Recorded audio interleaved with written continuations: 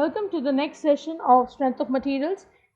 In this session, I am going to take up two more numericals on the topic of triaxial loading. A cube of 200 mm side is subjected to a compressive force 3.6 meganewton on each face. You can see this is a cube given. 3.6 meganewton is applied in all the directions. So if I assume that this is the x direction, so this is my load px. In the y direction, my load is py, and in the z direction, my load is again pz. And one thing which you need to note over here that they are all of compressive type. The change in the volume of the cube is 5000 mm cube. So delta V is given to me as 5000 mm cube. Compute Young's modulus and bulk modulus. I need to calculate the value of E and K. Take Poisson's ratio as 0.28. So mu is given to me as 0.28. I need to calculate E and K. So for solving this sum, first I need to calculate the volume of the cube, which is V. It will be L into B into T.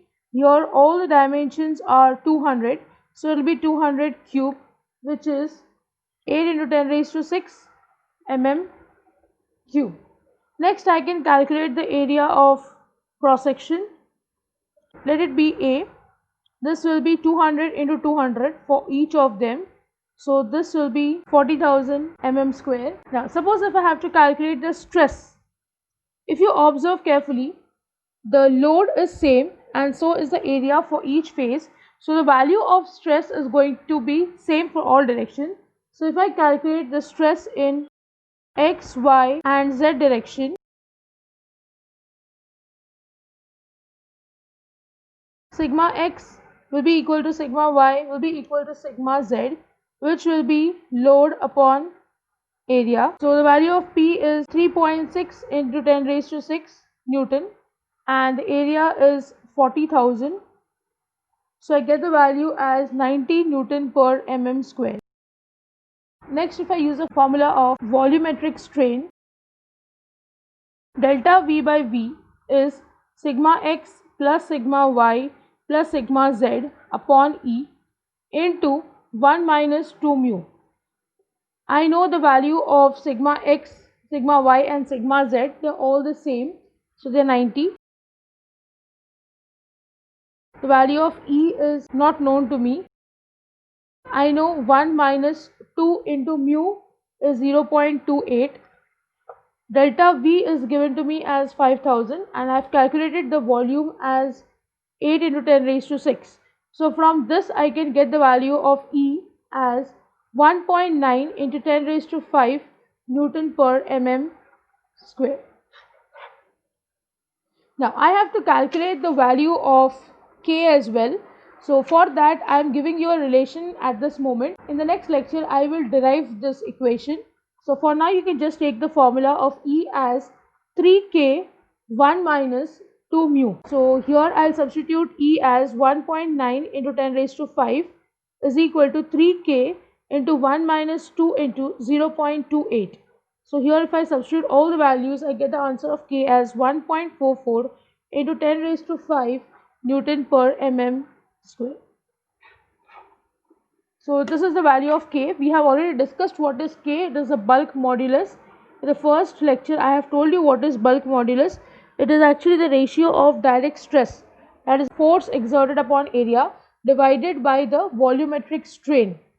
Direct stress over here is of compressive type. So this direct stress divided by the volumetric strain actually gives me the value of K, but here it is not required. I can use the equation of E and K, or if you want you can also use the relation of direct stress upon volumetric strain. Next we will take up another problem.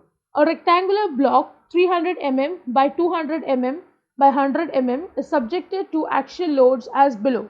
Now for this question the diagram is not given, so I need to draw it. This is a rectangle that I have drawn.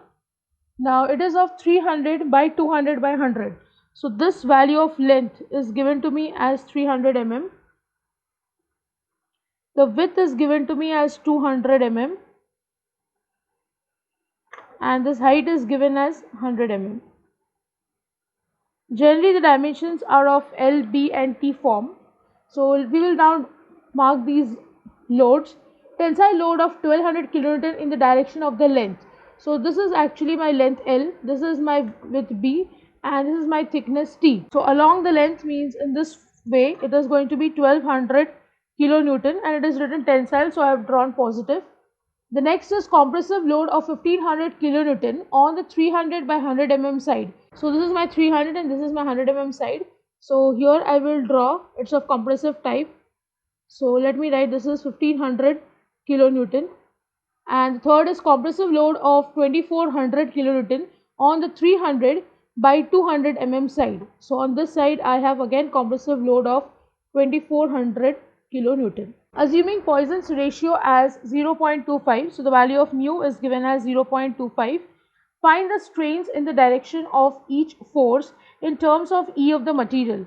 So E is not given. So I will have to first find the strain in terms of E. So I need to calculate Ex, Ey and Ez. This is the first thing I am told to calculate in terms of E. And the second thing, it is written, find the change in volume, which means I need to calculate delta V of the block and the values of modulus of rigidity, which means I need to calculate the value of G and bulk modulus K. For this, the value of K is given as 200 kilonewton per mm square, which means 200 into 10 raised to 3 Newton per mm square.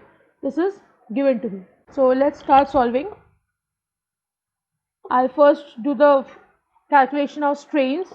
So strain along x-axis, as we have already discussed, Ex will be sigma x upon E minus mu into sigma y upon E minus mu into sigma z upon E. So 1 upon E is common here. What I get is sigma x. Sigma x value can be calculated very simply over here. It is going to be load upon area. X is this direction. So load is 1200 kilonewton divided by the area is 200 by 100. So here I'll write down 1200 into 10 raised to 3 divided by 200 into 100 minus the value of mu is 0.25 into the value of sigma y is 2400 and the value of side is 300 by 200. So here I'll write down minus 2400 divided by 300 into 200, and the last one is minus 0.25 into, in the z direction the load is 1500 kilonewton. So this is also of compressive type and the value of area is 300 by 100. So here I'll write down minus 1500 divided by 300 into 100. So these are the values that I have written. I get the answer as 0.0825 upon E. This is the value of EA. Next I'll calculate the strain along y-axis. For that, Ey will be sigma y upon E minus mu into sigma x upon E minus mu into sigma z upon E. So 1 upon E again becomes common. Sigma y, I have just written the value over here. So I'll write down, it is minus 2400 divided by 300 into 200 minus 0.25. The value of x is 1200 into 10 raised to 3 divided by 200 into 100, and next is minus 0.25 into z is again the same, minus 1500 upon 300 into 100. So when I solve this, I get the answer as minus 0.0425 E. So this is the answer for Ey. Next I'll calculate the strain along the z direction. Ez will be sigma z upon E minus mu into sigma x upon E minus mu into sigma y upon E. 1 upon E again becomes constant.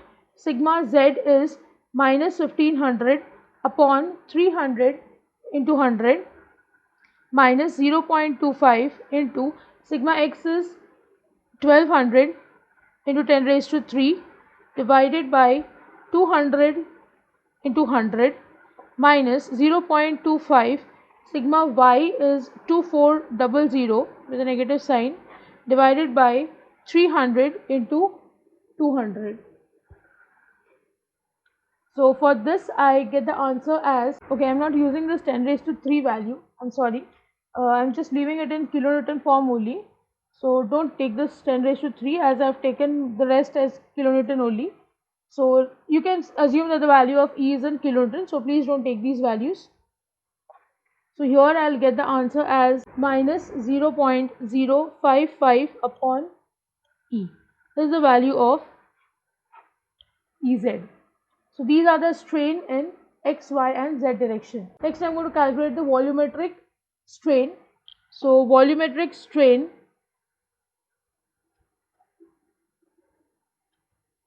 delta V by V is Ex plus Ey plus Ez. So therefore I can write down delta V by V is equal to 0.0825 upon E. Next I got minus 0.0425 upon E, and last I got minus 0.055 upon E. On solving I get this answer as minus 0.015 upon E. This is my volumetric strain. Now once I've calculated the volumetric strain, I can calculate the decrease in the volume as it is asked to me. So here therefore delta V is equal to minus 0.015 into the volume is going to be 300 into 200 into 100. This is the dimension of the block, and the value of E is given to me as 2 into 10 raised to 5. Okay, this value of E is in Newton per mm square. Okay, I'll leave it in kilonewton only. So this is 200 kilonewton per mm square. So for that I will write this as 200 itself, because here I took it in kilonewton. So I'll just change this value to 200 and I'll get the value of delta V as 450 mm cube. So this is my change in volume, or I can say this is my reduction in volume which I obtain.